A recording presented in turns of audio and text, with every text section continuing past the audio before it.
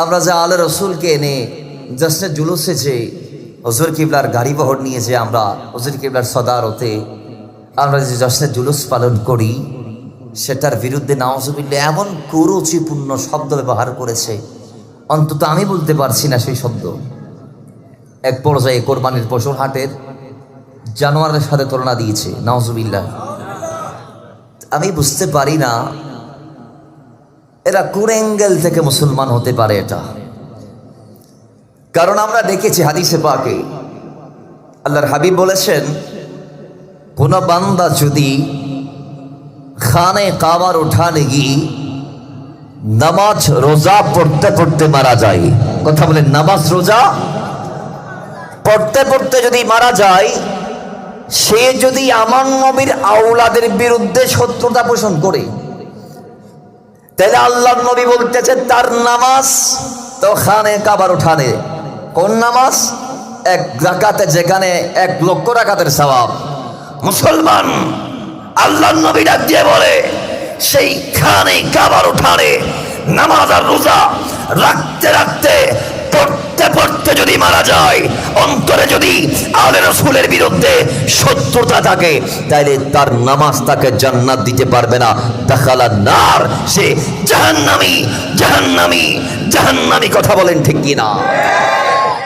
আমার নবীর আওলাদের বিরুদ্ধে তো গুস্তাখি করবা আর জান্নাত চাইবে, এটা তো হতে পারে? কারণ জান্নাত দিবে হুসাইনের নানা জান, ঠিক কি না? আর জান্নাতে প্রতিনিধিত্ব করবেন মৌলা হুসাইন।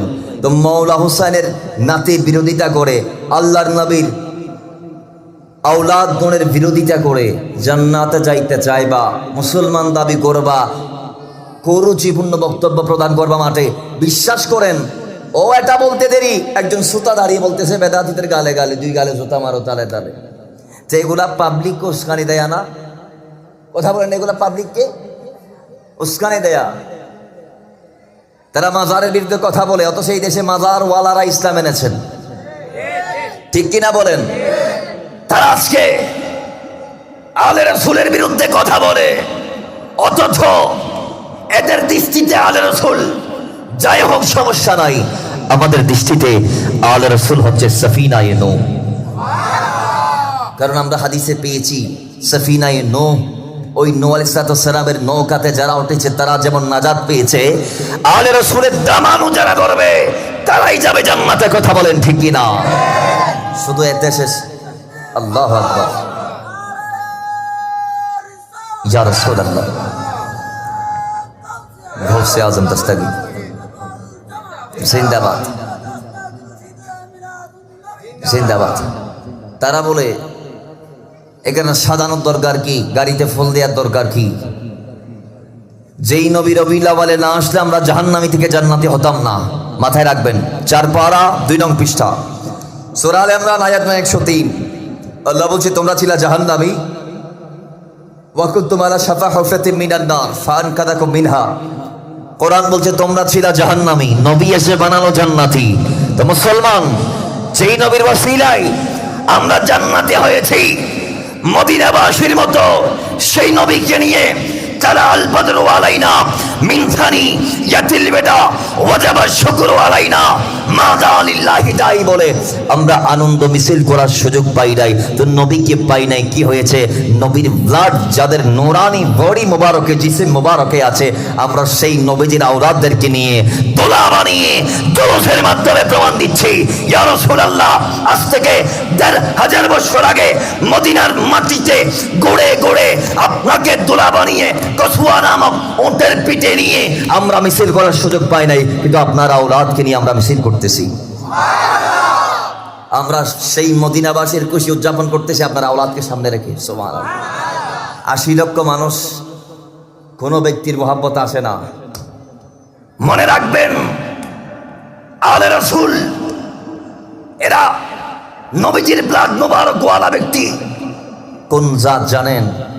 যাদের মোহাব্বত নিয়ে জমিন থেকে বিদায় নিলে জান্নাত ওয়াজিব, শাহাদাতের মাকাম পাবেন। এখানে অসংখ্য হাদিস আসছে আলে রাসূলের মোহাব্বতের ব্যাপারে, অসংখ্য হাদিস আসছে।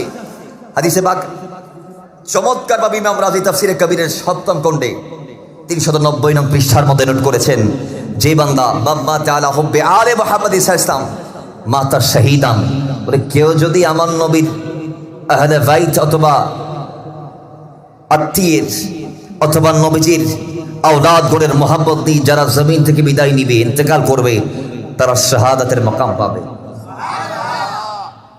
তাদের ময়দানে যাওয়ার দরকার নাই।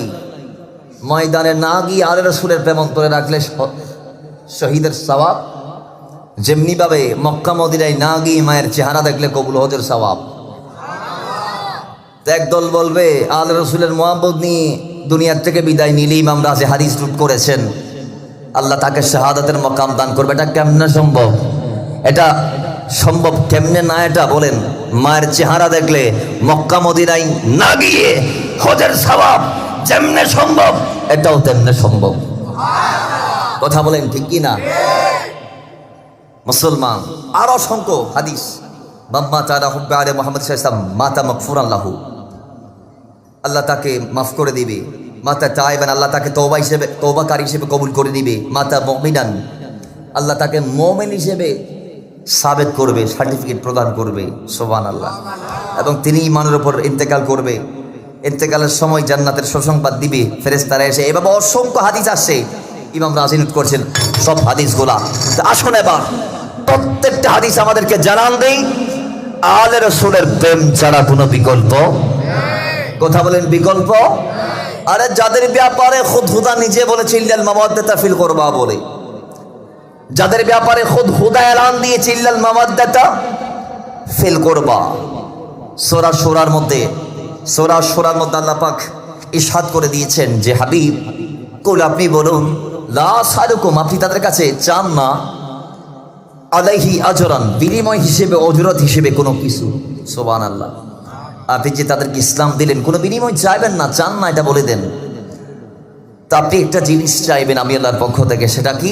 ইল্লাল মাওয়াদ্দাতা ফিল কুরবা, তারা যেন আপনার আহলে বাইতকে ভালোবাসে। সুবহানাল্লাহ। এখন ভালোবাসা তো দূরের কথা, কুরুচিপূর্ণ বক্তব্য ময়দানে দিচ্ছি। আল্লাহ তাদেরকে হযরত কিবলা আদমকে চেনার তৌফিক দান করুন। আরো জোরে বলেন। এই দেশে হুজুর কিবলা না আসলে আমরা সঠিক সহিহ আকীদার চর্চা করার সুযোগ পাইতাম। তারা বলে এসে এসে টাকা নিয়ে যায়, ডলার নিয়ে যায়। এখানে ডলার দিতে আসে, নিতে আসে না। ঠিক কিনা বলেন?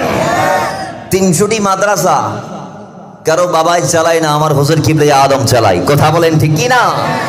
চট্টগ্রামে ঢাকাতে অসংখ্য কামিল মাদ্রাসা আছে না নাই? কথা বলেন। আছে। আল্লাহ চেনার তৌফিক দান করুক, জানার তৌফিক দান করুক, মানার তৌফিক দান করুক।